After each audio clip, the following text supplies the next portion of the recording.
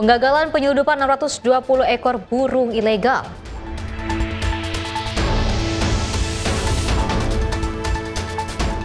Kunjungan kerja Raja Malaysia ke Rusia.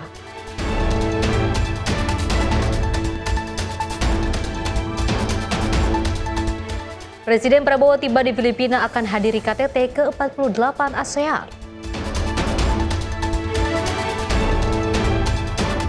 Kedatangan jemaah haji kloter terakhir di Madinah.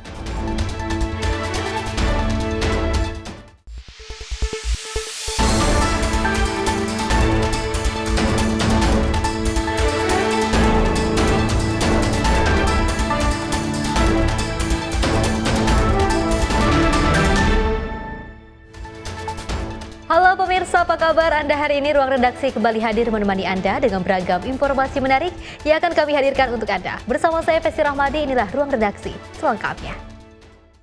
Pemirsa, TNI Angkatan Laut berhasil menggagalkan upaya penyeludupan satwa burung ilegal yang juga akan dikirim melalui jalur penyeberangan pelabuhan SDP Bakauheni pada Rabu 6 Mei 2026. Dari hasil pemeriksaan ditemukan puluhan keranjang dan juga kardus berisi ratusan ekor burung berbagai jenis yang diangkut tanpa dokumen resmi.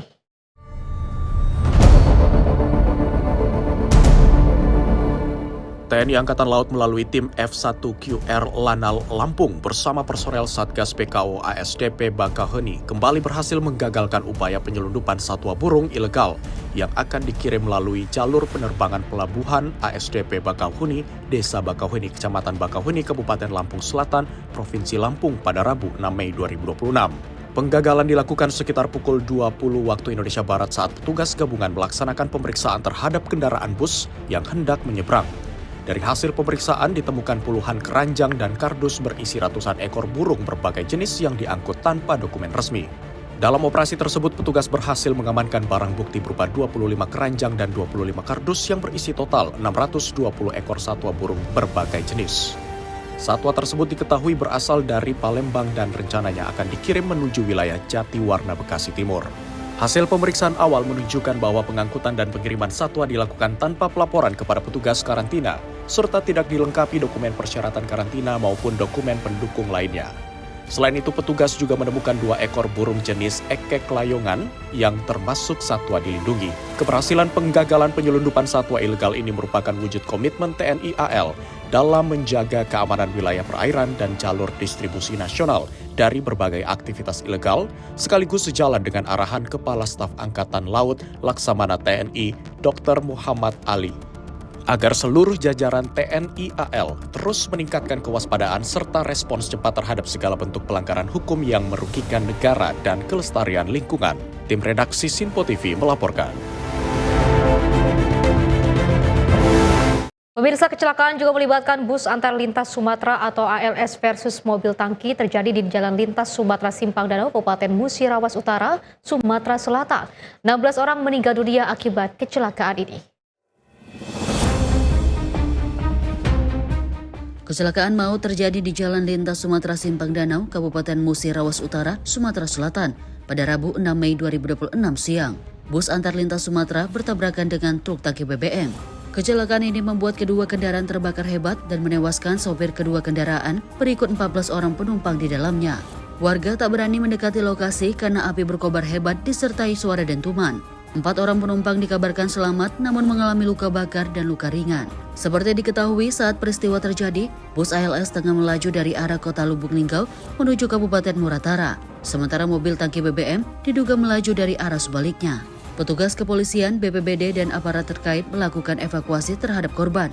Sekitar 12.36 terjadi kebakaran mobil ALS karena akibat timburan dengan mobil tangki. Dan diperkirakan di pihak mobil tangki, baik sopir maupun kenek itu meninggal, terbakar.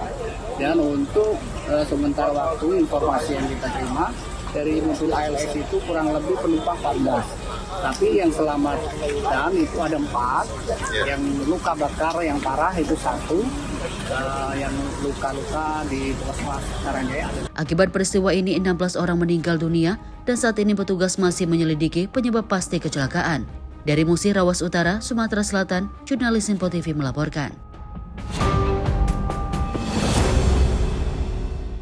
Selain itu, pemirsa, bencana tanah longsor terjadi di kilometer 72 tol Bocimi Parungkuda Sukabumi. Material tanah longsor yang juga menutup akses jalan menuju Jakarta, 1 unit alat berat dikerahkan untuk membuka jalan.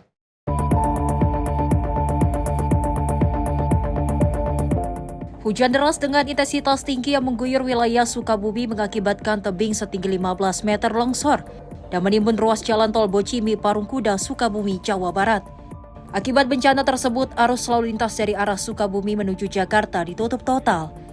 Lantaran material tanah menutupi badan jalan di kilometer 72, dan beruntung tidak ada korban jiwa maupun luka dalam kejadian ini. Petugas gabungan langsung membersihkan material longsor dengan menurunkan 1 unit alat berat. Kendaraan dialihkan lewat jalur arteri Cicurug melalui gerbang tol Cigombong. Hujan gede, Hujan gede. Pas hujan apa lagi di mana, di rumah atau lagi di rumah. di rumah? Mendengar suara apa, Pak, dari gemuruh? Cuman gemuruh aja, wah jatuh longsor dah. Jadi Abah langsung melihat ke sini, Pak? Ya langsung ke lokasi. Iya longsor itu. Ini memang kampung apa namanya, Pak? Ciwarung. Kampung Ciwarung, desanya? Cibunar Jaya, Kecamatan Jambar. Jambar. Ya.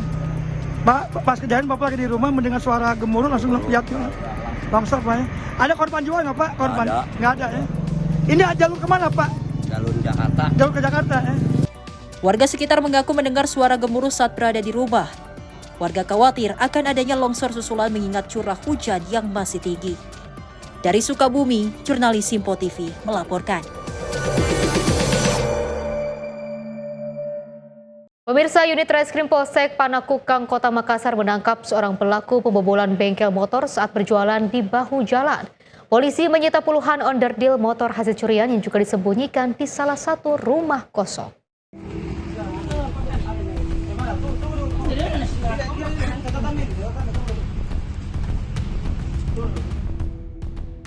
Seorang buruh harian lepas ditangkap polisi usai membobol dan mencuri puluhan suku cadang serta alat bengkel di salah satu bengkel di Jalan Dr. Lemena, Kota Makassar, Sulawesi Selatan. Pelaku berinisial RS 32 tahun, warga Jalan Bilawaya ini dibekuk tim Resmo Polsek Panakukang saat sedang berada di pinggir jalan tanpa perlawanan. Peristiwa pencurian ini terjadi di bengkel Adinda Motor, Kecamatan Panakukang pada Minggu 3 Mei 2026 dini hari. Pengungkapan kasus berawal saat anggota Opsnal Polsek Panakukang melintas di Jalan Urip Sumoharjo, tepatnya di depan Taman Maka Pahlawan. Petugas yang sudah mengantongi ciri-ciri pelaku melihat RS yang sedang berjualan di pinggir jalan dan langsung melakukan penangkapan. Pelaku kemudian digiring ke salah satu rumah kosong yang dijadikan gudang tempat barang bukti. Dari lokasi ini petugas menyita puluhan jenis onderdil, ban, aki, 1 unit motor, serta sebuah tas lempang. Ya, kami telah mengamankan seorang pelaku pencurian onderdil motor yang awalnya tidak mengakui, namun setelah kami kembangkan, kami bawa ke lokasi penyimpanan barang yang dia curi di sekitar Kelurahan Panaikang, tepatnya di samping Aspol Panaikang, di 2 tempat yang berbeda. Dalam melakukan aksinya Pak, gimana Pak motifnya? Motifnya yaitu dia membobol bengkel yang sudah dalam keadaan tutup sehingga tidak ada penghuninya. Apa saja Pak yang dari pelaku diamankan? Dari barang yang diamankan yaitu ban, alat-alat motor seperti kampas rem, laher, termasuk peralatan pertukangan. Pelaku dijerat pasal 363 KUHP tentang pencurian dengan pemberatan dengan ancaman hukuman maksimal 7 tahun penjara. Dari Makassar, Sulawesi Selatan, jurnalis Simpo TV melaporkan. Sementara itu, pemirsa, 1 unit sepeda motor milik karyawan Raib digondol maling saat terparkir di depan rumah kontrakan di Kabupaten Bekasi, Jawa Barat. Pelaku memanfaatkan kondisi lingkungan yang sepi saat penghuni tengah beristirahat.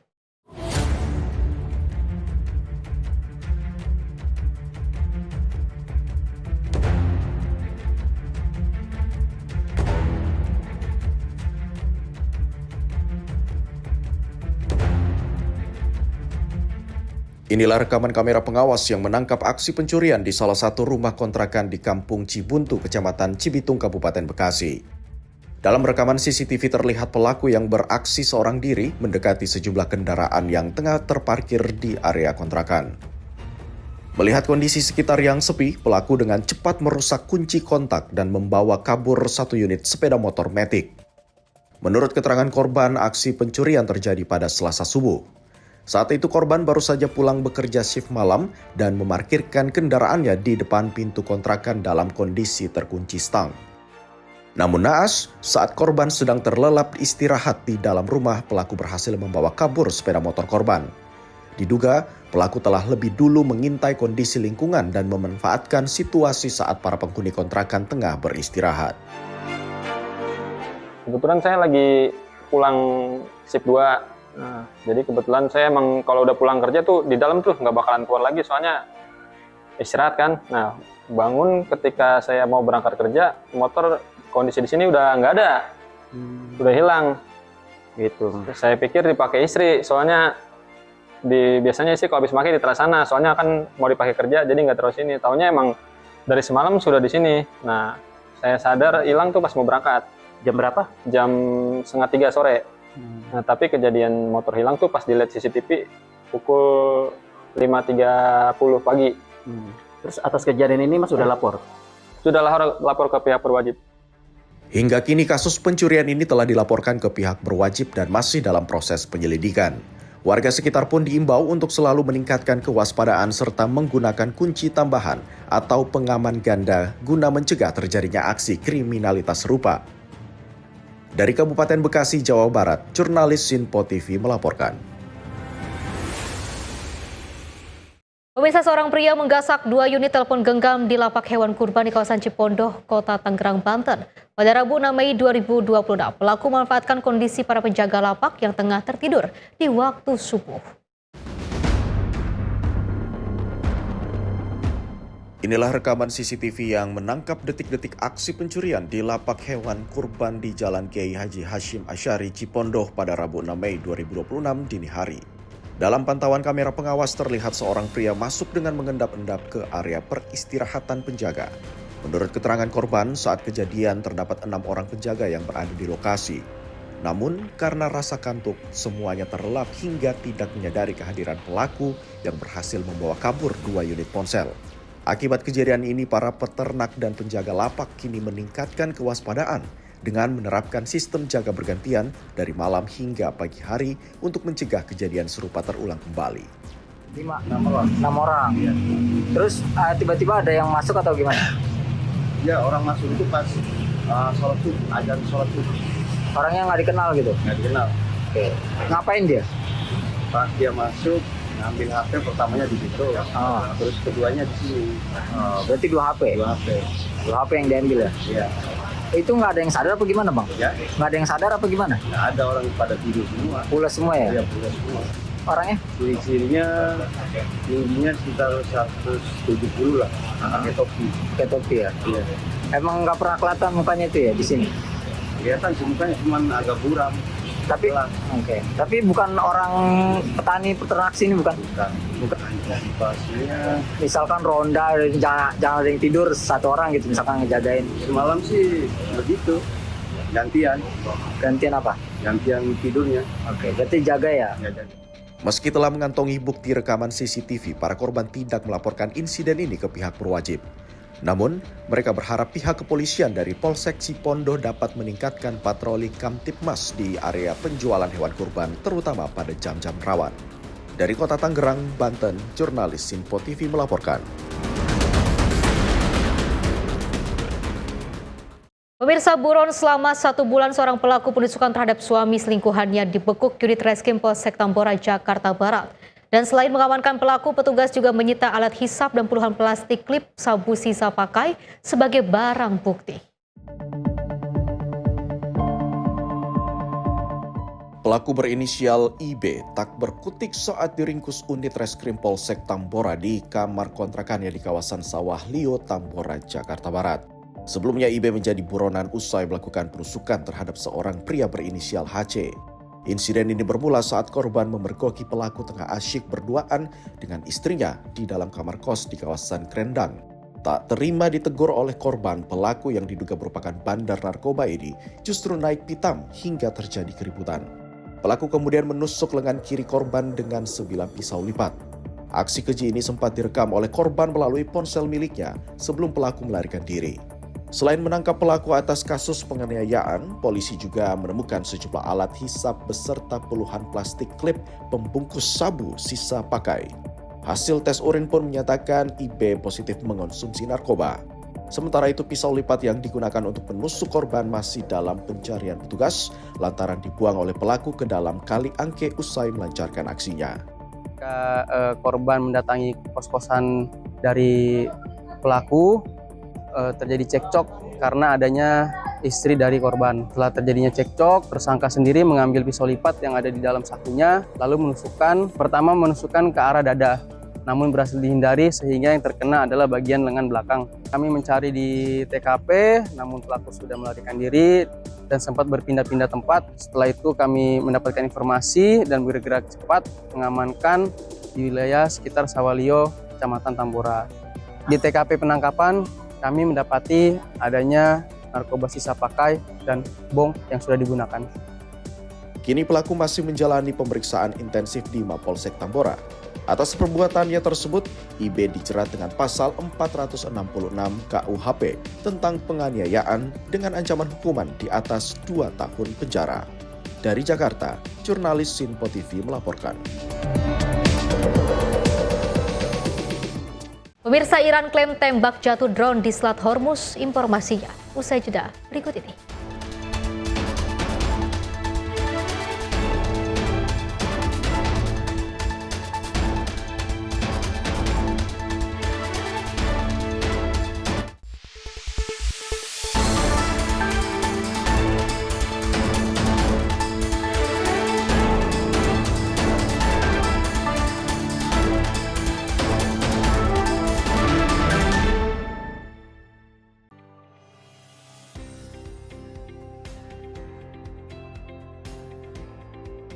Beragam informasi terbaru hadir menemani Anda sebelum memulai hari. Waktu terbaik dengan rangkaian topik terpilih, dikemas dengan ulasan yang mendalam. Mengangkat isu yang tengah menjadi pembicaraan paling hangat, agar pagi Anda lebih semangat. Jadi pastikan pagi hari Anda lebih bermakna bersama rangkaian berita yang telah kami rangkum untuk Anda. Sembarakan pagi Anda bersama Menyapa Indonesia Pagi. Setiap Senin hingga Jumat pukul 5 pagi. Hanya di Sinpo TV.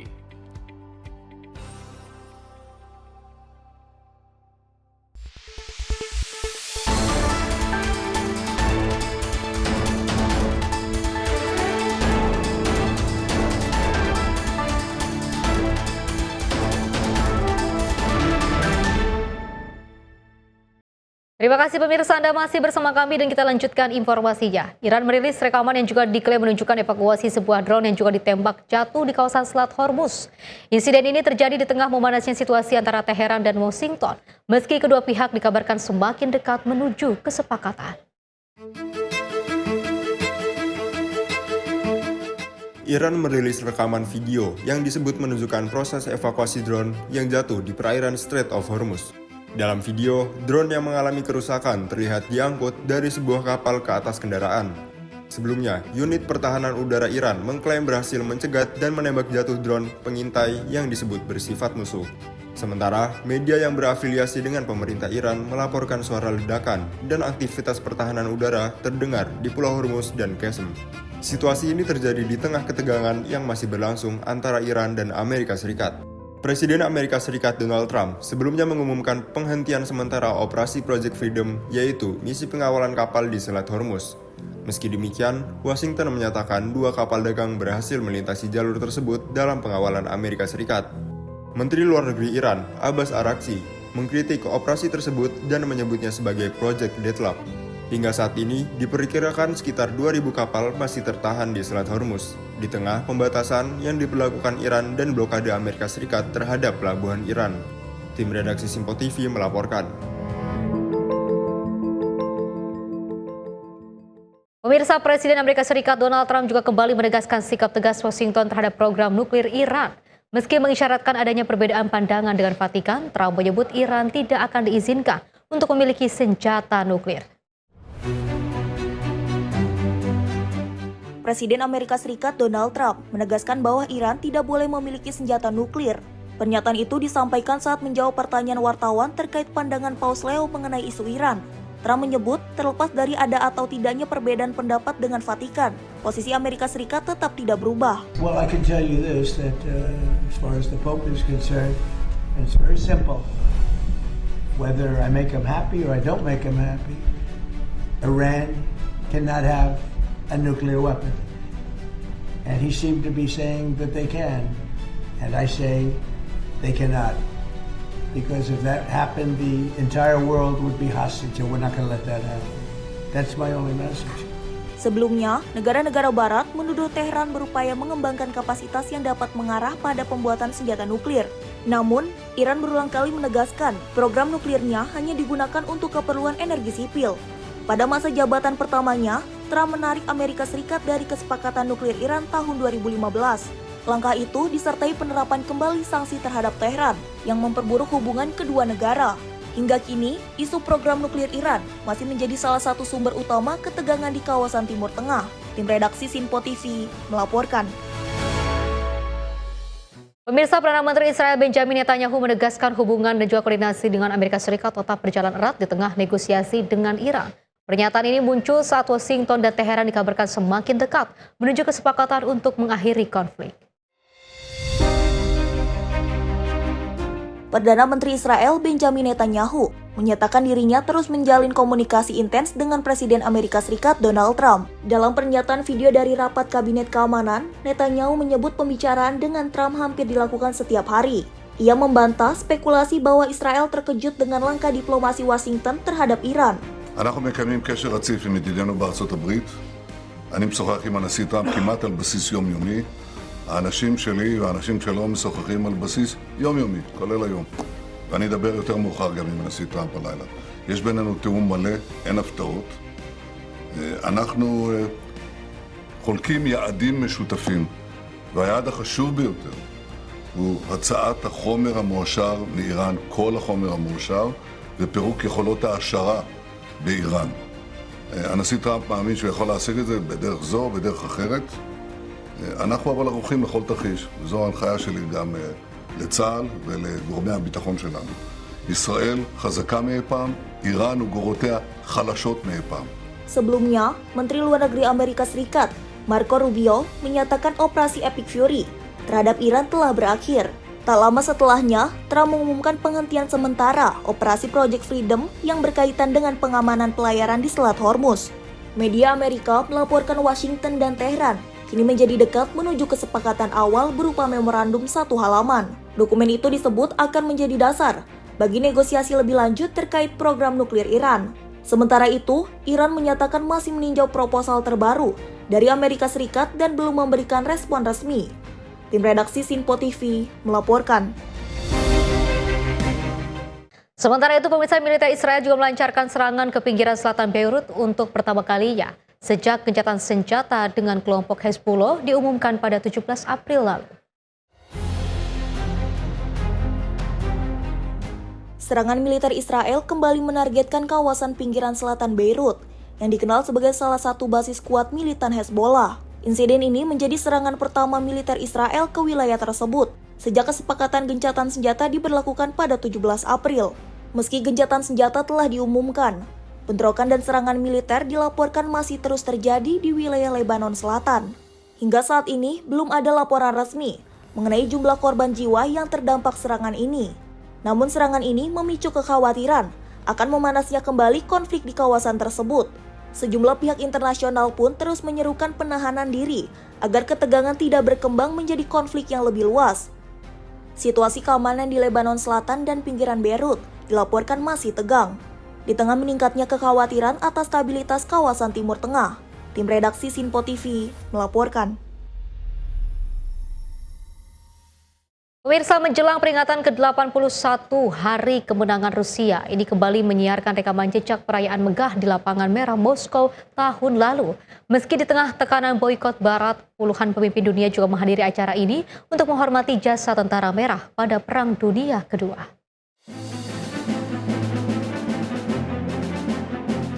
Rekaman arsip menampilkan kembali momentum saat alutsista militer Rusia melintasi lapangan merah, diiringi atraksi pesawat tempur yang membentuk warna bendera Rusia di langit Moskow.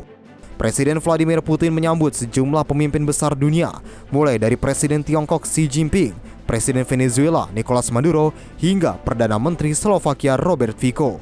Tak hanya di ibu kota, kemeriahan juga terlihat di sejumlah kota besar seperti Khabarovsk, Yekaterinburg, Samara, dan Volgograd. Pasukan militer dari 13 negara termasuk Vietnam, Mesir, dan Belarus turut serta dalam parade sebagai bentuk penghormatan internasional. Meski ada desakan boikot dari Kiev dan Sekutu Barat, sebanyak 29 pemimpin negara tetap hadir memperingati berakhirnya Perang Dunia Kedua. Dalam pernyataannya, Presiden Putin menegaskan bahwa kehadiran para pemimpin ini adalah bentuk solidaritas untuk membela kebenaran sejarah dan menghormati jasa para pahlawan.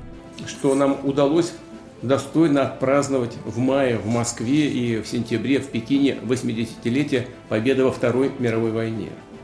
То, что в эти дни мы были вместе, продемонстрировали всему миру нашу солидарность, готовность России и Китая отстаивать историческую правду, бережно хранить память о героическом подвиге народов наших стран, которые ценой десятков миллионов жизней восстановили мир на планете. Dalam kesempatan tersebut, Presiden Venezuela Nicolas Maduro turut memuji peran besar tentara merah dalam sejarah dunia. Verdaderamente el Ejército Rojo, con su gran victoria de hace 80 años, el pueblo ruso y el pueblo soviético y sus héroes políticos, sus héroes militares, con un sacrificio de 27 millones de seres humanos, salvaron a Europa.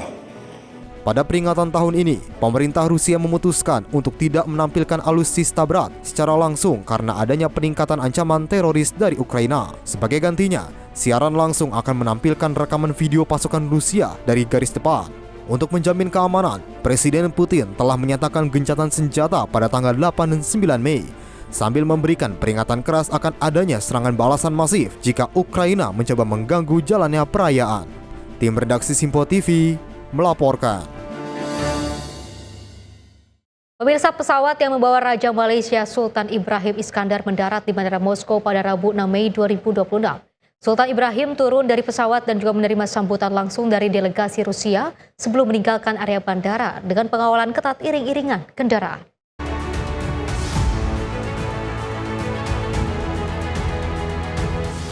Pesawat yang membawa Raja Malaysia Sultan Ibrahim Iskandar mendarat di Bandara Moskow pada Rabu 6 Mei 2026. Sultan Ibrahim turun dari pesawat dan menerima sambutan langsung dari delegasi Rusia sebelum meninggalkan area bandara dengan pengawalan ketat iring-iringan kendaraan. Dalam kunjungan kerja ini, Sultan Ibrahim dijadwalkan mengadakan pertemuan resmi dengan Presiden Rusia Vladimir Putin. Selain pembicaraan tingkat tinggi, sang raja akan menghadiri parade Hari Kemenangan dan mengikuti sejumlah acara terkait lainnya di ibu kota Rusia. Halaman Facebook resmi kerajaan menyatakan bahwa Presiden Rusia Vladimir Putin mengundang Sultan Ibrahim secara khusus. Ini merupakan bentuk penghargaan tertinggi pemerintah Rusia terhadap Malaysia. Sebelumnya, Sultan Ibrahim terakhir kali mengunjungi Rusia pada Januari 2026 dan bertemu Putin di Museum Hermitage Saint Petersburg. Hari Kemenangan memperingati berakhirnya World War II dan masyarakat Rusia serta negara-negara CIS merayakannya setiap 9 Mei. Parade militer besar-besaran biasanya menjadi puncak peringatan tersebut dan menarik perhatian internasional. Tim redaksi Simpo TV melaporkan.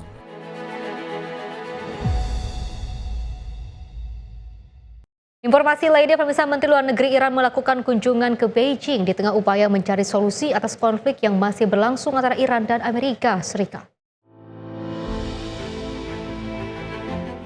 Dalam pertemuan diplomatik di Beijing, Menteri Luar Negeri Cina Wang Yi menyerukan gencatan senjata menyeluruh untuk mengakhiri konflik yang telah berlangsung selama 2 bulan. Pertemuan tersebut digelar saat Menteri Luar Negeri Iran, Abbas Araghchi, melakukan kunjungan ke Cina untuk membahas perkembangan konflik yang terjadi di Timur Tengah, serta upaya diplomasi yang dapat ditempuh guna mengakhiri konflik. Cina menyatakan dirinya sangat prihatin terhadap situasi yang terus memanas dan menegaskan pentingnya dialog serta negosiasi agar konflik tidak kembali meluas. Sejumlah pengamat menilai, langkah diplomasi Cina ini dapat memberikan energi baru bagi para upaya pencarian jalan damai di tengah negosiasi yang masih berjalan dinamis. Namun sampai saat ini belum ada kesepakatan resmi yang dicapai. Namun pertemuan Iran dan Cina ini menjadi sinyal berkelanjutan upaya diplomasi untuk meredakan ketegangan di kawasan Timur Tengah. Tim redaksi Sinpo TV melaporkan. Pemirsa, puluhan warga di Zitlala, Meksiko Selatan menggelar ritual pertarungan jaguar untuk memohon turunnya hujan. Tradisi ini juga telah berlangsung selama berabad-abad dan menjadi bagian penting kehidupan agraris masyarakat setempat. Ritual yang dikenal sebagai Fight of the Jaguars ini menampilkan para peserta yang mengenakan topeng jaguar atau tecuan dan saling mencambuk menggunakan tali di dalam arena berpiagar. Tradisi ini melambangkan permohonan hujan, di mana setetes darah diyakini akan mendatangkan setetes hujan bagi kesuburan tanaman. Persiapan dilakukan sejak beberapa hari sebelum acara dengan memberikan persembahan berupa jagung dan topeng sebagai simbol panen yang baik. Jaguar menjadi simbol penting dalam ritual ini, terkait dengan kepercayaan terhadap dewa hujan Tlaloc dalam peradaban Aztec. Meski terlihat keras, warga menegaskan tidak ada permusuhan karena semua peserta merupakan bagian dari komunitas yang sama. Tradisi ini merupakan perpaduan budaya asli dan pengaruh Katolik sejak masa kolonial Spanyol. Hingga kini, ritual tersebut menjadi simbol kekuatan, kesuburan, dan hubungan manusia dengan alam. Tim redaksi Sinpo TV melaporkan. Pemirsa, laporan dokumentasi terbaru dari Selat Hormuz menunjukkan ribuan kapal tertahan. Laporan menyebut sekitar 2.000 kapal tertunda pergerakannya akibat pembatasan yang diberlakukan.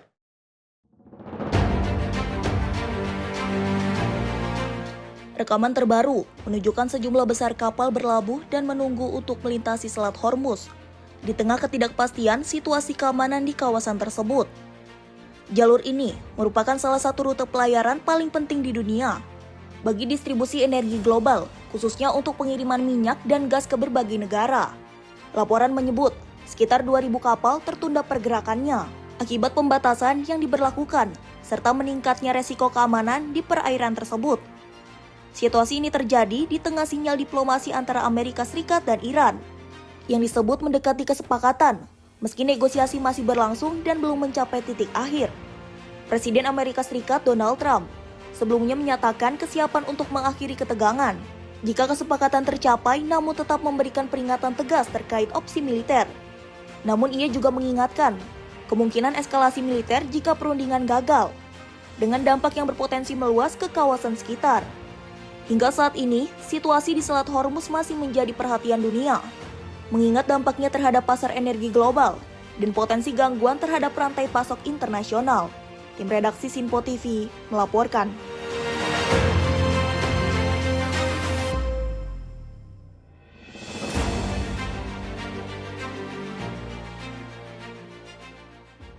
Selain itu, pemirsa, Iran juga merilis rekaman yang diklaim menunjukkan evakuasi sebuah drone yang ditembak jatuh di kawasan Selat Hormuz. Insiden ini terjadi di tengah memanasnya situasi antara Teheran dan Washington meski kedua pihak dikabarkan semakin dekat menuju kesepakatan. Iran merilis rekaman video yang disebut menunjukkan proses evakuasi drone yang jatuh di perairan Strait of Hormuz. Dalam video, drone yang mengalami kerusakan terlihat diangkut dari sebuah kapal ke atas kendaraan. Sebelumnya, unit pertahanan udara Iran mengklaim berhasil mencegat dan menembak jatuh drone pengintai yang disebut bersifat musuh. Sementara, media yang berafiliasi dengan pemerintah Iran melaporkan suara ledakan dan aktivitas pertahanan udara terdengar di Pulau Hormuz dan Qasem. Situasi ini terjadi di tengah ketegangan yang masih berlangsung antara Iran dan Amerika Serikat. Presiden Amerika Serikat Donald Trump sebelumnya mengumumkan penghentian sementara operasi Project Freedom, yaitu misi pengawalan kapal di Selat Hormuz. Meski demikian, Washington menyatakan 2 kapal dagang berhasil melintasi jalur tersebut dalam pengawalan Amerika Serikat. Menteri Luar Negeri Iran, Abbas Araghchi, mengkritik operasi tersebut dan menyebutnya sebagai Project Deadlock. Hingga saat ini, diperkirakan sekitar 2.000 kapal masih tertahan di Selat Hormuz, di tengah pembatasan yang diberlakukan Iran dan blokade Amerika Serikat terhadap pelabuhan Iran. Tim redaksi Sinpo TV melaporkan. Pemirsa, Presiden Prabowo tiba di Filipina akan hadiri KTT ke-48 ASEAN. Informasinya usai jeda berikut ini.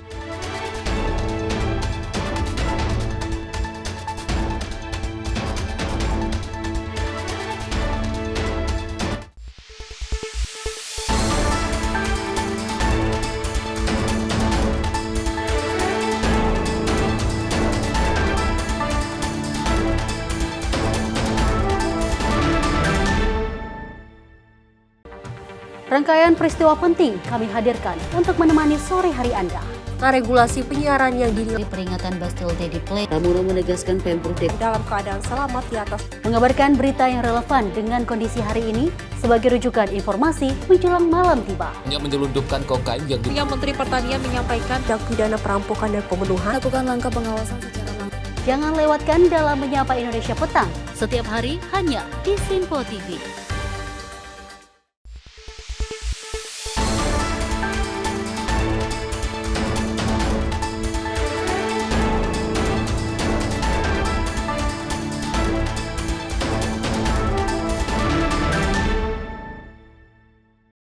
Anda masih menyaksikan Ruang Redaksi Pemirsa dan kita lanjutkan informasinya.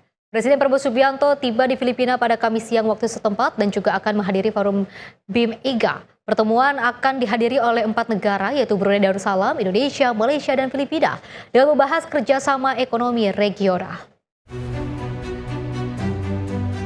Presiden RI Prabowo Subianto telah tiba di Cebu, Filipina pada Kamis pukul 13.48 waktu setempat untuk menghadiri konferensi tingkat tinggi ke-48 ASEAN pada 7 hingga 8 Mei 2026. Prabowo juga bersama rombongan disambut dengan tarian tradisional dan bersalaman sejumlah pejabat Filipina. Tak hanya itu, Prabowo juga memberikan sikap hormat kepada pasukan yang berbaris menyambutnya. Dalam unggahan tersebut, tampak Presiden Prabowo dijemput dengan menggunakan mobil kenegaraan Maung Garuda.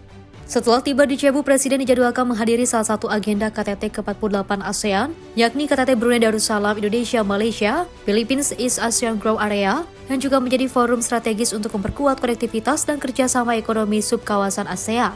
Tim redaksi Simpo TV melaporkan. Pemirsa, Menteri Sosial Saifullah Yusuf dijadwalkan bertemukan dengan pimpinan KPK untuk audiensi. Audiensi tersebut juga akan membahas mengenai dengan pengadaan barang, salah satunya bagi keperluan program Sekolah Rakyat. Audiensi antara Mensos dan pimpinan KPK tersebut seharusnya dilaksanakan pada Kamis 7 Mei, namun dijadwalkan ulang pada Jumat 8 Mei.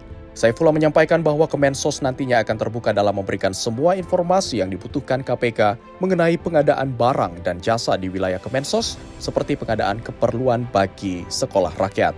Pengadaan sepatu bagi siswa sekolah rakyat juga telah dilakukan melalui APBN 2025 dan 2026 dengan prosedur yang ditetapkan secara transparan serta profesional. Memang rencananya hari ini, tapi kebetulan ditunda besok jam 10. Ya, kami bersama Pak Wamen, Pak Sekjen akan silaturahmi ke KPK untuk minta nasihat, minta masukan, sekaligus juga kita akan memberikan informasi tentang proses-proses pengadaan di lingkungan Kementerian Sosial.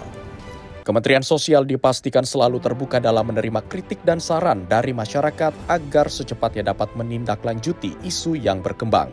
Dari Jakarta, Anggita Haryono, Dava Rizkiano, Simpo TV melaporkan. Informasi lainnya, pemirsa, Menko Infrastruktur dan juga Pembangunan Kewilayahan Agus Harimurti Yudhoyono mengungkapkan pelebaran Kali Ciliwung segera akan dilakukan guna meningkatkan kapasitas air penampungan. Arahan pelebaran kali ini diungkapkan agar luapan air tidak mencapai wilayah pemukiman sekitar kali. Pelaksanaan Bakti Sungai Nusantara di kawasan Kali Ciliwung digelar untuk proses pembersihan dari sampah yang menggenang sehingga menjadi pemicu penyebab meluapnya banjir yang sering terjadi di Kota Jakarta.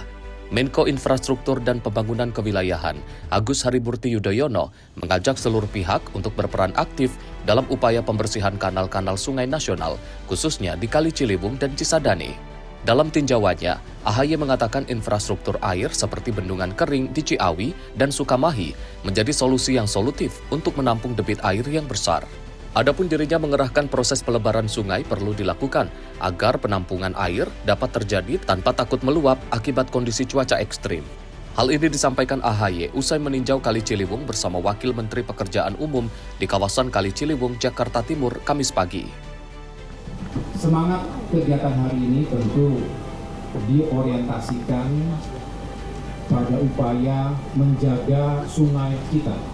Kali ini bersama masyarakat yang ada di sekitar Kali Ciliwung.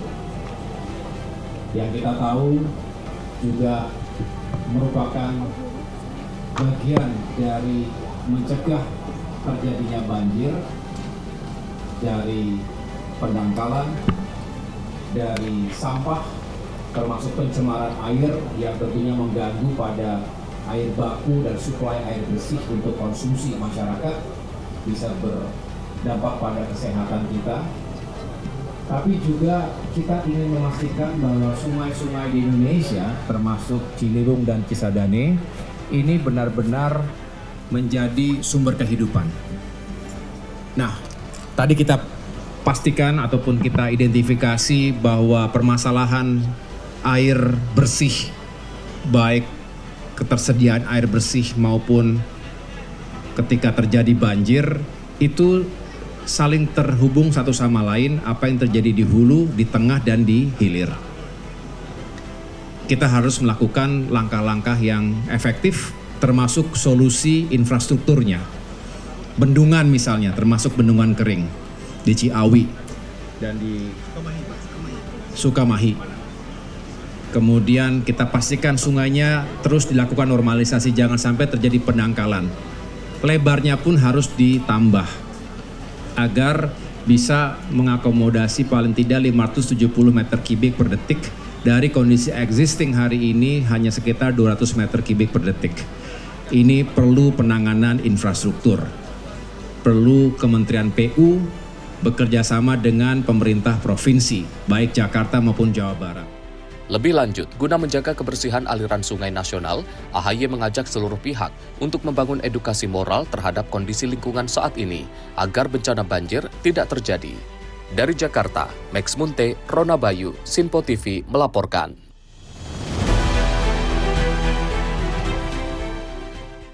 Pemirsa, pemerintah juga mendorong normalisasi Kali Ciliwung dipercepat untuk meredam potensi banjir ibu kota Jakarta. Sejauh ini 16 km normalisasi Sungai Ciliwung diproyeksi selesai 2 tahun ke depan.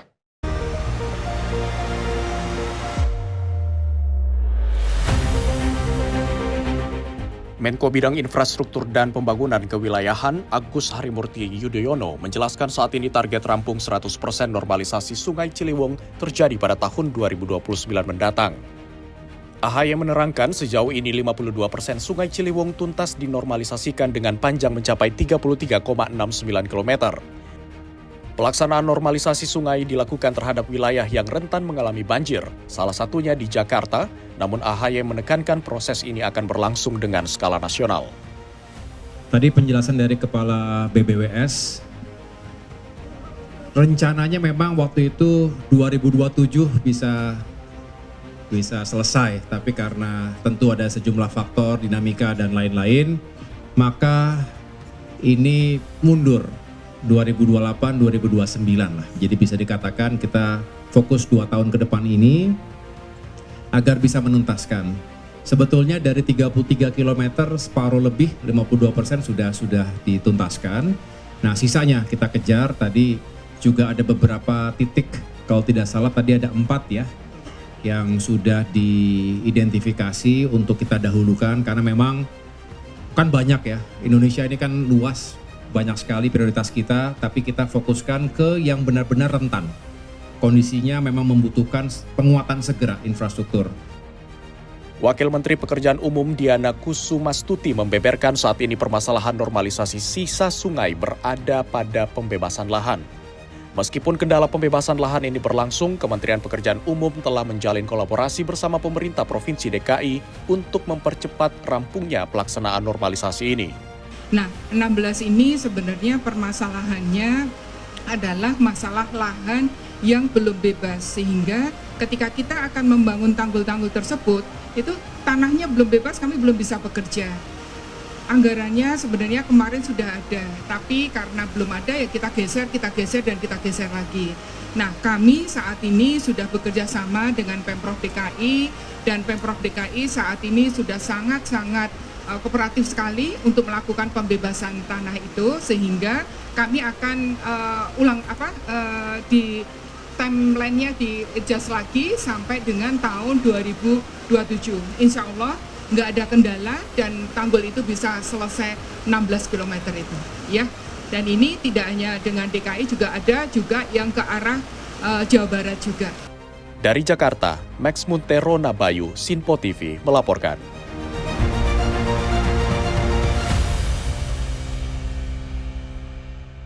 Pemirsa, pemerintah juga menargetkan revitalisasi 71.744 sekolah pada tahun 2026 dengan anggaran 14 triliun rupiah. Program ini difokuskan untuk meningkatkan kualitas sarana pendidikan terutama di daerah bencana dan wilayah 3T. Menteri Pendidikan Dasar dan Menengah, Abdul Muti menyampaikan pemerintah menargetkan program revitalisasi sekolah menjangkau 71.744 satuan pendidikan pada 2026 dengan anggaran mencapai 14 triliun rupiah. Program tersebut menjadi bagian dari upaya peningkatan kualitas sarana dan prasarana pendidikan di berbagai daerah. Menurut Mendikdasmen, penambahan sasaran revitalisasi merupakan arahan Presiden Prabowo Subianto untuk mempercepat pemerataan kualitas pendidikan. Hingga saat ini, pemerintah telah menyelesaikan kerjasama dengan 4.838 satuan pendidikan dan menyalurkan bantuan kepada 3.408 sekolah dengan total anggaran 2,6 triliun rupiah. Pemerintah memprioritaskan revitalisasi bagi sekolah yang rusak akibat bencana alam, terutama di wilayah Sumatera dan daerah lainnya di Indonesia. Selain itu, sekolah di daerah tertinggal, terdepan, dan terluar, serta sekolah yang dengan tingkat kerusakannya berat, juga menjadi fokus utama program revitalisasi tahun 2026. Tahun 2026, revitalisasi diprioritaskan untuk sekolah-sekolah yang rusak sebagai dampak dari bencana. Sekolah-sekolah yang terdampak bencana alam, baik yang di Sumatera maupun di wilayah lain di Indonesia, sekolah yang memang rusak berat, walaupun tidak kena, bukan di daerah bencana, bukan pula karena 3T, tapi yang rusak berat itu kami prioritaskan untuk program revitalisasi tahun 2026. Tim redaksi Sinpo TV melaporkan. Sementara itu, pemirsa, program Sekolah Rakyat membuka kesempatan pendidikan bagi anak-anak dari keluarga kurang mampu. Mensal Saifullah Yusuf juga menyebut seorang anak 12 tahun akhirnya bisa bersekolah untuk pertama kalinya.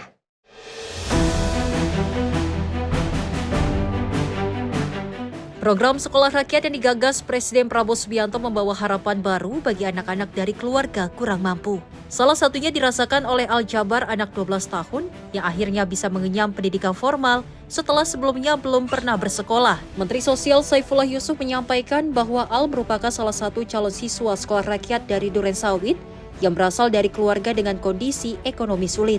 Al bahkan sempat menyampaikan langsung kisah hidupnya kepada Sekretaris Kabinet saat berkunjung ke Istana Negara.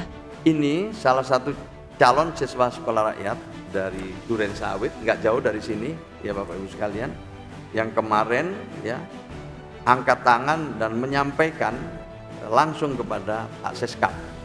Spontan dia menyatakan, nama saya Al Jabar, panggilannya Al, saya usia 12 tahun tapi saya belum pernah sekolah.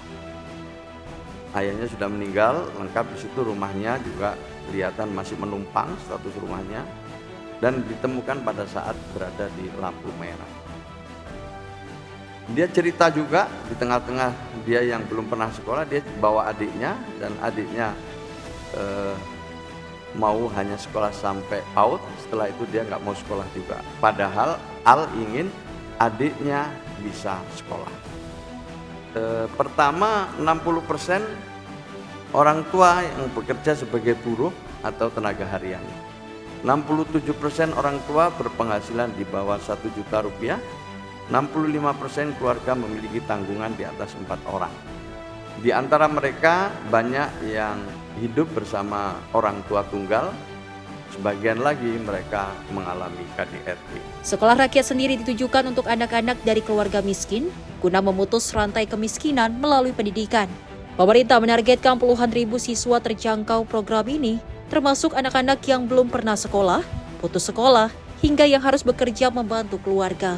Tim redaksi Sinpo TV melaporkan.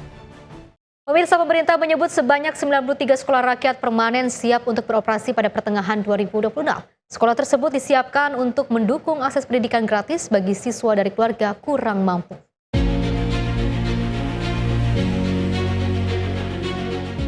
Dalam konferensi pers Badan Komunikasi Pemerintah Rabu 6 April di Jakarta, Menteri Sosial Saifullah Yusuf menyampaikan bahwa sebanyak 93 sekolah rakyat permanen siap beroperasi pada Juni 2026 untuk menyambut tahun ajaran 2026-2027. Sekolah tersebut akan dimanfaatkan oleh siswa baru dari keluarga kurang mampu sebagai bagian dari program pemerataan akses pendidikan gratis. Menteri Sosial mengatakan sebanyak 69 sekolah ditargetkan rampung sepenuhnya pada 20 Juni mendatang, sementara 24 lainnya berstatus sekolah fungsional yang sudah dapat digunakan meski pembangunan belum selesai seluruhnya. Sekolah fungsional tersebut setidaknya telah memiliki fasilitas utama seperti asrama, ruang kelas, rumah ibadah, dapur, dan ruang makan, serta ruang guru. Ini adalah pembangunan yang sedang berlangsung di 93 titik dengan melibatkan lebih dari 70.000 pekerja. Jadi ini adalah tambahan sekolahan rintisan. Ada nanti menggunakan gedung Lembaga Administrasi Negara, Kementerian Sosial, Kementerian Perhubungan, dan juga ada yang dari BNN dan dari Kementerian Pertanian. Selain mempercepat pembangunan 93 sekolah rakyat permanen, pemerintah juga akan menambah 10 sekolah rakyat rintisan di Jawa Barat, DKI Jakarta, dan Banten sesuai arahan Presiden Prabowo Subianto. Hingga 2029, pemerintah menargetkan pembangunan 500 sekolah rakyat yang diharapkan mampu menampung hingga 500.000 siswa dari keluarga kurang mampu. Tim redaksi Sinpo TV melaporkan.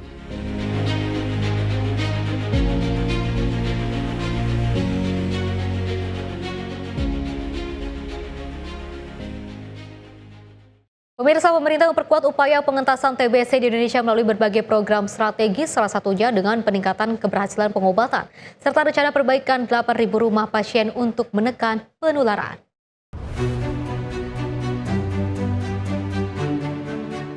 Pemerintah terus mempercepat penanganan tuberkulosis melalui berbagai program strategis, termasuk penguatan deteksi dan pengobatan pasien. Langkah ini dilakukan untuk menekan angka kasus TBC yang masih tinggi di Indonesia. Kepala Badan Komunikasi RI Muhammad Kodari menyebut hingga 3 Mei 2026 terdapat lebih dari 241.000 kasus TBC yang ditemukan dengan inisiasi pengobatan mencapai 84% dan tingkat keberhasilan pengobatan 80%.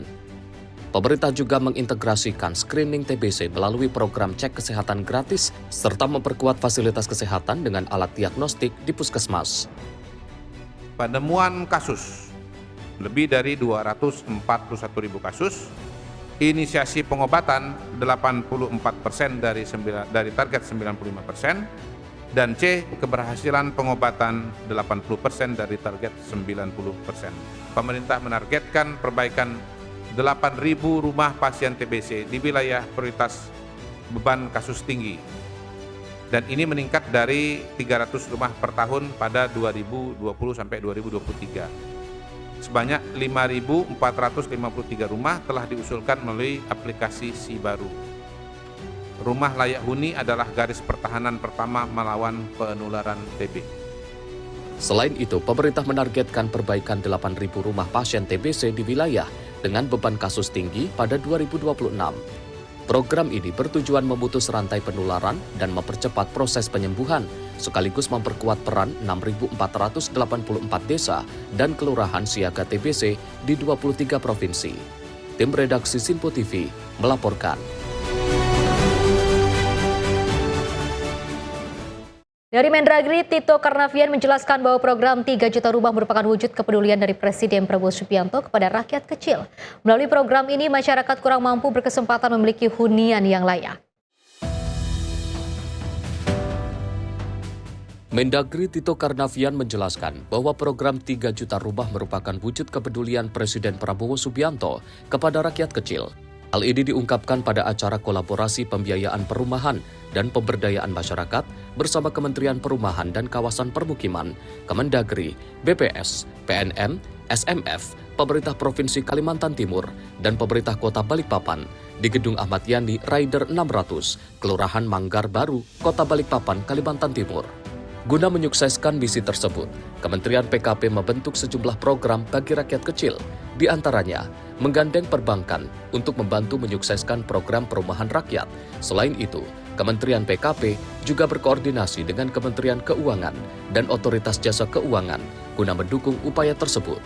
Di sisi lain, Kementerian PKP juga menggandeng Kementerian Dalam Negeri dan Kementerian Pekerjaan Umum untuk menetapkan program pembebasan bea perolehan hak atas tanah dan bangunan bagi masyarakat berpenghasilan rendah. Selain itu, terdapat pula kebijakan pembebasan retribusi persetujuan bangunan gedung bagi MBR. Ia menambahkan, program tersebut perlu ditangkap oleh jajaran pemerintah daerah, salah satunya dengan menetapkan peraturan kepala daerah guna menyukseskan program tersebut. Di sisi lain, daerah juga perlu membangun mal pelayanan publik agar proses perizinan berlangsung cepat dan efisien. Dalam konteks pemerintah Provinsi Kalimantan Timur, Tito meminta daerah tersebut mengencarkan pembangunan MPP di seluruh wilayah. Selain itu, perlu pula dilakukan sosialisasi program perumahan rakyat agar semakin banyak kalangan MBR yang dapat memanfaatkan program tersebut. Tim redaksi Simpo TV melaporkan. Pemirsa, pembangunan jembatan modular Bailey di Desa Owak, Kecamatan Linge, Kabupaten Aceh Tengah membawa harapan baru bagi masyarakat pedalaman. Jembatan yang juga dibangun atas inisiasi Presiden RI Prabowo Subianto diharapkan mampu memperlancar akses dan juga mendorong pertumbuhan ekonomi warga.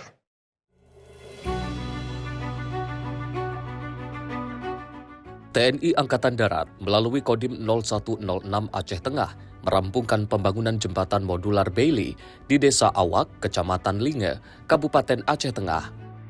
Pembangunan jembatan ini merupakan bagian dari program pemerataan pembangunan yang diinisiasi Presiden Prabowo Subianto untuk memperkuat konektivitas dan membuka akses masyarakat di wilayah pedalaman. Jembatan tersebut diberikan warna merah putih sebagai simbol semangat nasionalisme dan kehadiran negara bagi masyarakat di wilayah terpencil. Bagi masyarakat setempat, jembatan ini menjadi akses penting untuk mendukung berbagai aktivitas, mulai dari pendidikan, kesehatan, hingga distribusi hasil pertanian. Pembangunan jembatan Bailey juga merupakan bentuk komitmen TNI dalam membantu mengatasi kesulitan masyarakat di wilayah pedalaman.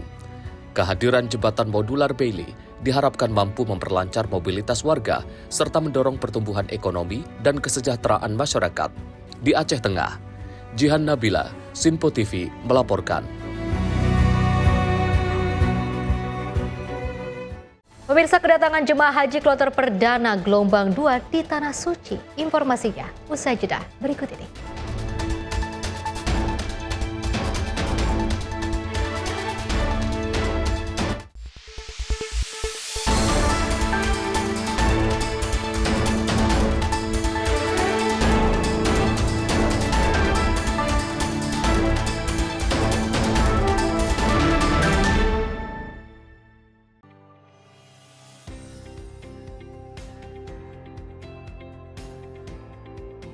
Beragam informasi terbaru hadir menemani Anda sebelum memulai hari. Waktu terbaik dengan rangkaian topik terpilih, dikemas dengan ulasan yang mendalam. Mengangkat isu yang tengah menjadi pembicaraan paling hangat, agar pagi Anda lebih semangat. Jadi pastikan pagi hari Anda lebih bermakna bersama rangkaian berita yang telah kami rangkum untuk Anda. Sembarakan pagi Anda bersama Menyapa Indonesia Pagi. Setiap Senin hingga Jumat pukul 5 pagi. Hanya di Simpo TV.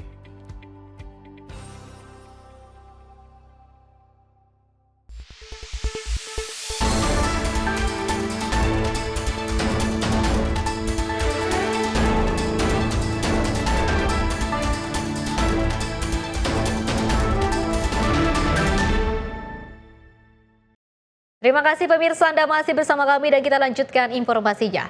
Jemaah Haji Indonesia gelombang kedua mulai tiba di Bandara Internasional King Abdul Aziz, Jeddah, Arab Saudi pada Kamis pagi. Kloter 12 embarkasi Lombok menjadi rombongan pertama yang mendarat dalam fase kedatangan gelombang kedua pada tahun ini.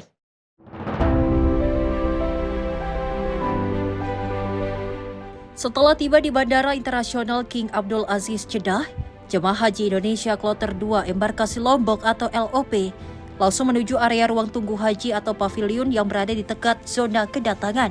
Rombongan disusul dengan kedatangan jemaah haji asal embarkasi Aceh pada pukul 7.30 waktu Arab Saudi dan embarkasi Solo melalui jalur fast track pada pukul 7.55 waktu Arab Saudi.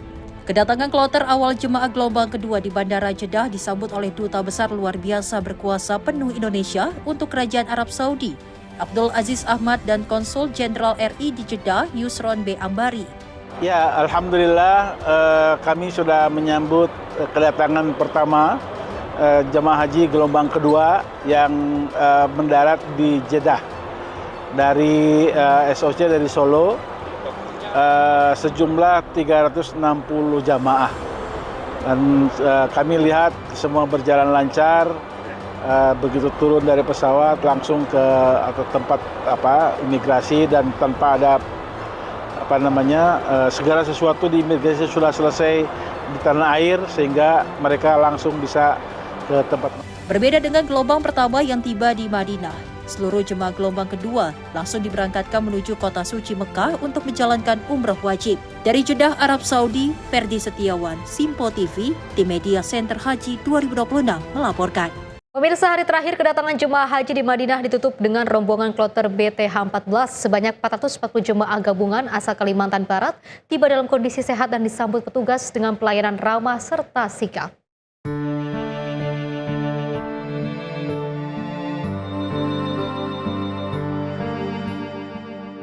Rasa haru bercampur gembira dan sedih mewarnai kedatangan jemaah haji kloter pamungkas gelombang 1 di Bandara Prince Amir Mohammed bin Abdul Aziz Madinah. Secara spontan mereka bersujud syukur sebagai wujud kebahagiaan tersendiri bisa sampai di kota Nabi, Madinah Al-Munawwarah. Kloter BTH 14 tiba di Bandara Prince Mohammed bin Abdul Aziz Madinah pada Kamis dini hari pukul 02.30 waktu Arab Saudi.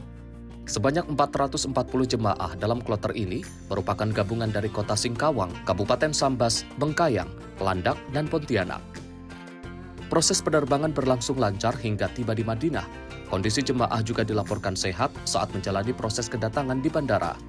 Petugas haji mulai dari embarkasi, petugas kloter, hingga petugas PPIH Dakar Bandara terlihat sigap memberikan pelayanan kepada jemaah, terutama bagi jemaah lanjut usia yang mendapat pendampingan khusus saat turun dari pesawat hingga menuju bus. Petugas ini semua sudah sangat-sangat respect sekali, baik dari keluarga kami, jemaah kami yang sakit, dan kemudian kawan-kawan yang mungkin dalam keadaan kurang sehat. Semua baik dari PBIH-nya, dokternya, ketua kloternya, kemudian dari provinsinya, bahkan dari pejabat, alhamdulillah semua. Alhamdulillah hari ini saya dihadapkan dengan beliau, rekan-rekan saya, adik-adik saya menyampaikan ini kebenaran yang ada. Sampai saat ini alhamdulillah terjalan yang dengan baik. Sementara itu, Kepala Sektor 1 PPIH Dakar Bandara, Miftahul Huda, menegaskan seluruh petugas berkomitmen memberikan pelayanan terbaik bagi jemaah haji Indonesia selama di Tanah Suci. Kloter terakhir dari BTH 14 dari wilayah Kalimantan Barat, alhamdulillah telah landing dengan selamat. Para jamaahnya juga terlihat sehat semua, hanya satu jamaah yang ada sedikit gangguan dari pernapasan, sehingga dari tim dokter dan satu pendamping dan jamaah tersebut langsung dibawa ke klinik kesehatan PPIH Madinah. Mudah-mudahan jamaah tersebut bisa sehat, bisa bergabung dengan rombongan yang lain untuk mengikuti ibadah selama di Madinah ini. Dengan tibanya kloter BTH 14, maka seluruh proses kedatangan jemaah haji Indonesia di Madinah resmi berakhir dan akan dilanjutkan dengan pergerakan jemaah menuju Mekah Al-Mukarramah. Dari Madinah, Arab Saudi, Ferdi Setiawan, Simpo TV, tim Media Center Haji 2026 melaporkan.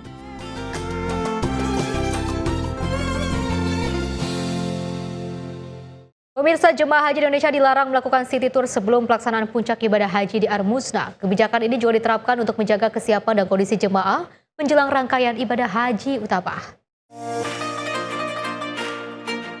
Dalam konferensi pers di Mekah pada hari Kamis 7 Mei, Kementerian Haji dan Umroh melarang jemaah haji Indonesia melakukan ziarah atau city tour sebelum rangkaian puncak ibadah haji di Arafah, Musdalifah, dan Mina selesai. Kebijakan ini bertujuan untuk menjaga kondisi fisik, mental, dan spiritual jemaah agar tetap prima menghadapi fase inti ibadah haji. Juru bicara Kemenhaj, Ihsan Marsa, menyampaikan bahwa pembimbing bihu diminta fokus pada persiapan manasik serta kesiapan jemaah menjelang Armusna. Seluruh kegiatan perjalanan di luar kota juga wajib dikoordinasikan dengan petugas resmi demi menjaga ketertiban dan keselamatan. Untuk itu, Kemenhaj telah menerbitkan surat edaran terbaru tentang larangan pelaksanaan ziarah atau city tour bagi jamaah haji sebelum fase Armusna 1447 Hijriah. Dan edaran ini menegaskan bahwa jemaah dan pembimbing ibadah KBIH dilarang agendakan, fasilitasi maupun menyelenggarakan kegiatan ziarah atau city tour keluar kota Madinah dan Mekah sebelum rangkaian ibadah pada fase Armusna selesai. Larangan ini bukan membatasi jemaah tetapi merupakan langkah perlindungan dan pemerintah ingin memastikan seluruh jemaah tetap sehat, tidak kelelahan, dan dapat memusatkan perhatian pada persiapan wukuf serta rangkaian ibadah di Arafah, Musdalifah, dan Mina. Pelaksanaan ibadah haji hanya dapat dilakukan dengan visa haji resmi. Setiap keberangkatan di luar prosedur resmi berisiko menimbulkan persoalan hukum, deportasi, penahanan, denda hingga membahayakan keselamatan jemaah selama berada di Arab Saudi. Selain itu, Kemenhaj menegaskan larangan penggunaan visa non-haji untuk berangkat ke Tanah Suci karena berisiko menimbulkan masalah hukum dan keselamatan. Hingga awal Mei 2026, ribuan jemaah haji Indonesia telah tiba di Arab Saudi dan mulai mempersiapkan diri menuju puncak ibadah haji. Tim redaksi Sinpo TV melaporkan. Pemirsa, meski Hari Raya Idul Adha masih beberapa pekan lagi, sejumlah peternak sapi di Kabupaten Pandeglang, Banten mulai kebanjiran pesanan. Tingginya minat masyarakat untuk berkurban membuat ratusan ekor sapi ludes terjual, baik kepada pembeli lokal maupun dari luar daerah seperti Jakarta.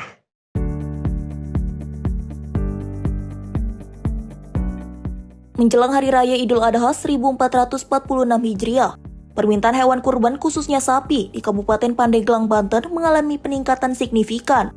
Lonjakan permintaan ini salah satunya dirasakan oleh Ari Praganta, pemilik peternakan sapi Jawara di Desa Cimanuk, Kecamatan Cimanuk. Dari 250 ekor sapi yang disiapkan, 230 ekor diantaranya sudah terpesan oleh pembeli. Adapun harga sapi kurban pada tahun ini mengalami kenaikan sekitar 1 hingga 1,5 juta rupiah per ekor. Untuk sapi dengan bobot 250 kg dibanderol dengan harga 19,5 juta rupiah. Sementara untuk sapi jumbo dengan bobot 1 ton dihargai hingga 85 juta rupiah. Alhamdulillah sih ya, meskipun masih ada hampir 3 minggu lagi ya, tapi meningkat sih pemesanan. Per hari ini sudah hampir 80% kita jual dengan stok yang ada. Meskipun harga tahun ini memang ada kenaikan, banyak yang kenaikan karena dari makanan naik, transportasi naik, tapi tidak mengurangi minat jamaah untuk berkurban. Alhamdulillah. Sementara itu, sejumlah pembeli mengaku sengaja memesan hewan kurban lebih awal guna mendapatkan harga yang lebih terjangkau serta pemilihan sapi yang lebih variatif. Rangka survei untuk sapi kurban di masjid kami, di yayasan kami, dari Kelapa Gading, Jakarta Utara. Ya sementara ini 7 ekor dulu. Ya biasanya kalau nambah kita segera hubungi, bisa langsung ditambahkan. Untuk pesan pertama 7 ekor. Sebagai bentuk pelayanan, pihak peternakan memberikan fasilitas pemeliharaan gratis, termasuk biaya pakan hingga pengiriman ke alamat pembeli saat mendekati Hari Raya Idul Adha nanti. Dari Pandeglang, Banten, Firman Arif, Sinpo TV melaporkan.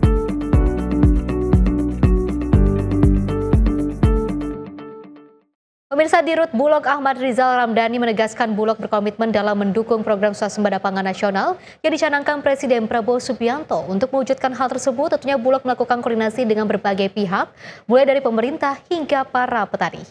Oleh karena itu, kami Bulog berkomitmen untuk mendukung program Bapak Presiden untuk mewujudkan swasembada pangan yang berkelanjutan. Demikian. Direktur Utama Perum Bulog Ahmad Rizal Ramdhani menyampaikan Bulog terus menyusun strategi penyediaan logistik nasional dengan melibatkan seluruh pemangku kepentingan. Koordinasi dilakukan bersama pemerintah pusat, pemerintah daerah, petani, hingga media untuk memastikan terwujudnya swasembada pangan yang berkelanjutan. Rizal menyebut Presiden Prabowo menekankan pentingnya swasembada pangan secara berkelanjutan dalam jangka panjang. Hal tersebut menjadi dasar komitmen Bulog dalam menjaga ketahanan dan ketersediaan pangan nasional. Proses kami strategi untuk melaksanakan penyediaan logistik nasional ini, kami melibatkan seluruh stakeholder pemerintah, baik pemerintah pusat, pemerintah daerah, bahkan sampai teman-teman petani maupun media. Istilah kami misalnya koordinasi pentahelik kami. Ya, kami laksanakan koordinasi ini, kerjasama pentahelik ini, semuanya untuk mewujudkan swasembada pangan yang berkelanjutan sesuai dengan arahan dan kebijakan Bapak Presiden pada saat beliau menyampaikan swasembada pangan di Kerawang yang lalu. Beliau menyampaikan swasembada pangan, swasembada pangan, swasembada pangan, swasembada pangan. Jadi swasembada pangan 4 kali. Berarti 4 tahun ke depan ini namanya berkelanjutan. Oleh karena itu, kami Bulog berkomitmen untuk mendukung program Bapak Presiden untuk mewujudkan swasembada pangan yang berkelanjutan. Demikian. Dari Jakarta, Jihan Nabila, Azizul Hakim, Simpo TV melaporkan. Pemirsa, dalam rangka Hari Ulang Tahun Bulog ke-59 tahun, Perum Bulog menggelar program Bulog Peduli dengan menyalurkan bantuan sembako kepada penyedia jasa lainnya, perorangan atau PJLP, serta masyarakat umum. Kegiatan ini juga menjadi bentuk kepedulian Bulog terhadap para pekerja yang berperan menjaga kebersihan dan juga lingkungan.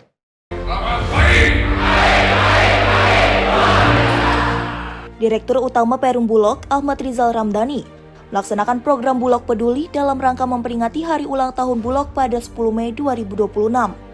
Dalam kegiatan ini, Bulog menyalurkan bantuan sembako kepada 162 penerima, yang terdiri dari penyedia jasa lainnya, perorangan atau PJLP, serta masyarakat umum di sekitar wilayah Jakarta.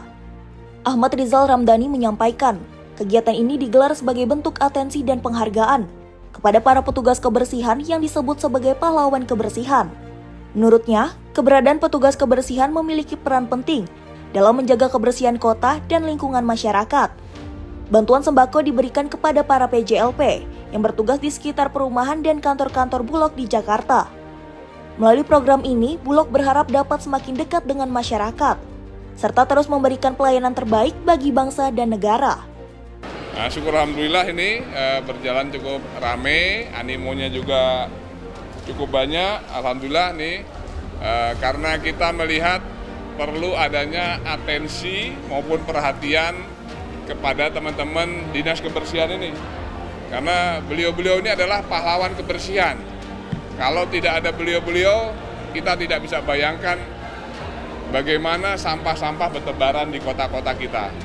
Oleh karena itu, kita patut memberikan penghargaan dan penghormatan, salah satunya dengan memberikan bantuan sembako kepada saudara-saudara kita Dinas Kebersihan DKI, khususnya yang ada di sekitaran perumahan ataupun kantor-kantor Bulog yang ada di Jakarta. Mungkin demikian dari kami, harapan kami semakin dekat Bulog dengan rakyat, semakin profesional, semakin maju, dan memberikan layanan yang terbaik untuk bangsa dan negara. Dari Jakarta, Jihan Nabila, Azizul Hakim, Simpo TV melaporkan. Pemirsa, Danantara telah resmi membeli saham kepemilikan Gotoh. CEO Danantara Rosan Rosani menyatakan masuknya Danantara ke Gotoh untuk meningkatkan kesejahteraan mitra ojek daring. Cara yang penting kan buat kita ini adalah kesejahteraannya ojol, di mana kita bisa meningkatkan kesejahteraan ojol, termasuk adanya BPJS tenaga kerja, BPJS kesehatan, itu kan tadi sebelumnya nggak ada. Rosa Rosladi mengatakan pembelian saham Gotoh oleh Danantara bukan semata untuk kepentingan investasi finansial saja. Danantara masuk ke Gotoh untuk mendorong perubahan strategi bisnis di industri ride hailing.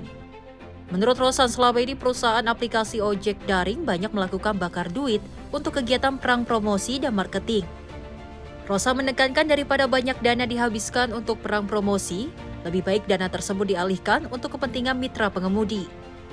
Rosa menyebut sejumlah peningkatan kesejahteraan bagi mitra pengemudi diantaranya mendapatkan BPJS Ketenagakerjaan, BPJS Kesehatan, sampai THR.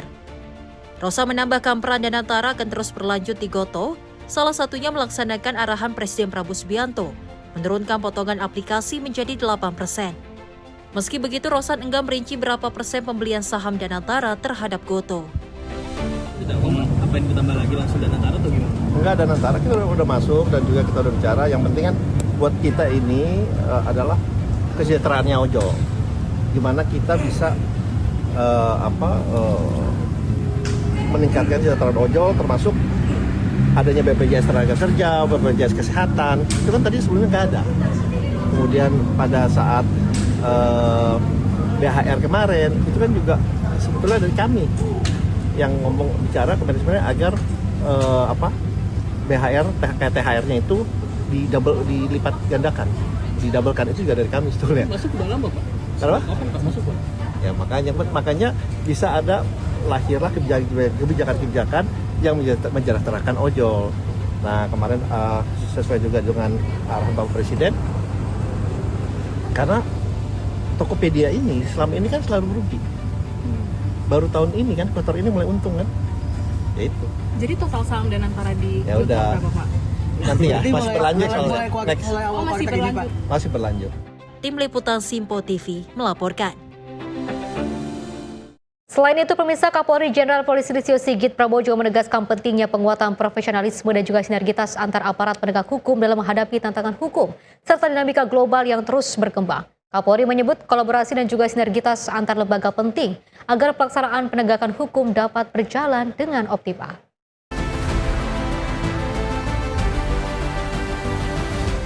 Dalam sambutannya, Kapolri menyebut Rakernis Bareskrim menjadi bagian dari upaya meningkatkan kualitas sumber daya manusia dan profesionalisme jajaran reserse kriminal. Hal tersebut disampaikan Kapolri usai menghadiri kegiatan Rakernis Bareskrim Polri pada Kamis 7 Mei 2026. Selain itu, Kapolri juga menyoroti pentingnya kolaborasi dan sinergitas antar kementerian dan lembaga penegak hukum agar pelaksanaan penegakan hukum dapat berjalan optimal sesuai kebijakan pemerintah. Kapolri menambahkan, situasi global saat ini turut memunculkan celah-celah hukum baru yang harus diantisipasi bersama oleh seluruh aparat penegak hukum. Tentunya kita juga harus meningkatkan kolaborasi dan sinergisitas antar para penegak hukum untuk bisa melaksanakan penegakan hukum secara optimal sesuai dengan apa yang menjadi kebijakan Bapak Presiden, khususnya menghadapi program-program rencana kerja pemerintah. Tentunya sinergisitas dan kolaborasi antar seluruh instansi, kementerian, lembaga ini menjadi sangat penting, sehingga apa yang menjadi harapan Bapak Presiden untuk bagaimana kita bisa mewujudkan rasa keadilan bagi masyarakat dan juga melakukan penegakan hukum secara tegas dan tuntas. Kapolri juga menegaskan komitmen Polri untuk terus meningkatkan pelayanan kepada masyarakat, khususnya bagi kelompok-kelompok rentan. Dari Jakarta, Sri Dewi Andayani, Mutia Anggiani, Simpo TV melaporkan.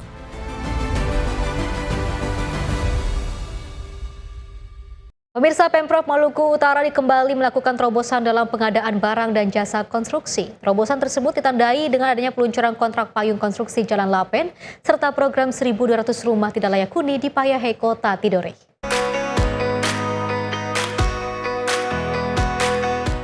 Pemerintah Provinsi Maluku Utara di bawah kepemimpinan Gubernur Seri Chowanda bersama Wakil Gubernur Sarbin Saihe kembali melakukan terobosan dalam pengadaan barang dan jasa konstruksi. Terobosan tersebut ditandai dengan peluncuran kontrak payung konstruksi Jalan Lapen serta program 1.200 rumah tidak layak huni di Payahe, Kota Tidore, Kepulauan pada Rabu 6 Mei 2026. Dalam sambutannya, Gubernur Seri menyampaikan apresiasi kepada seluruh pihak yang terlibat dalam inisiasi kontrak payung tersebut. Ia menegaskan langkah ini bertujuan memastikan anggaran pendapatan dan belanja daerah digunakan secara optimal untuk kepentingan masyarakat. Seperti tadi kata Pak Deputi, kita bukan hanya melaunching pekerjaan fisik, tapi kita merubah cara kita bekerja. Ini akan menjadi babak baru reformasi pengadaan jalan jasa konstruksi di Pemprov Maluku Utara. Kita menjadi provinsi pertama di Indonesia yang melaksanakan kontrak payung di jasa konstruksi. Terima kasih untuk semua tim yang terlibat, kalian terbaik. Dan kemudian semua jalan biasanya memang hot mix. Kita putuskan kita taruh punya doi. Hot mix itu 1 kilo 7-8 miliar per kilo. Kita putuskan untuk sisa jalan 550, 90% akan kita lakukan lapen. Apa itu lapen? Pada dasarnya hampir sama. Bedanya ketebalan aspal yang ada di atas lapen itu tidak sebanyak hot mix. Tapi lebih baik mulus toh daripada berlubang-berlubang kan? Lapen itu nilainya 2 miliar per kilo. Hot mix itu nilainya 7-8 miliar per kilo. Karena doi pas-pasan harus realistis, jadi kita putuskan kita lapen saja.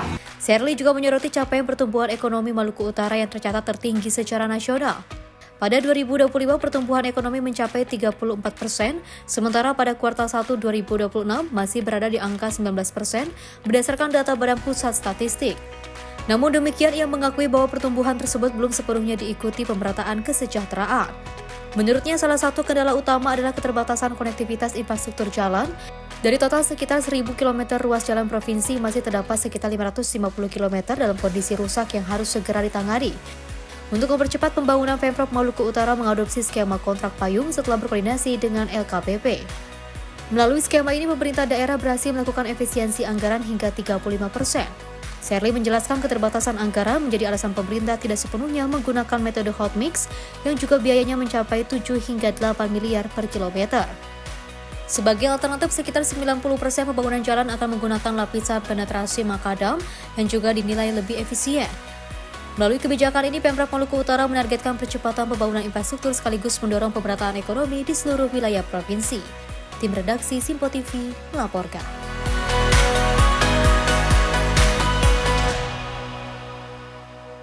Pemirsa, informasi tadi sekaligus mengakhiri jumpa kita dalam ruang redaksi kali ini. Mewakili kerabat kerja yang bertugas, saya Pesi Rahmadi mengucapkan terima kasih dan sampai jumpa.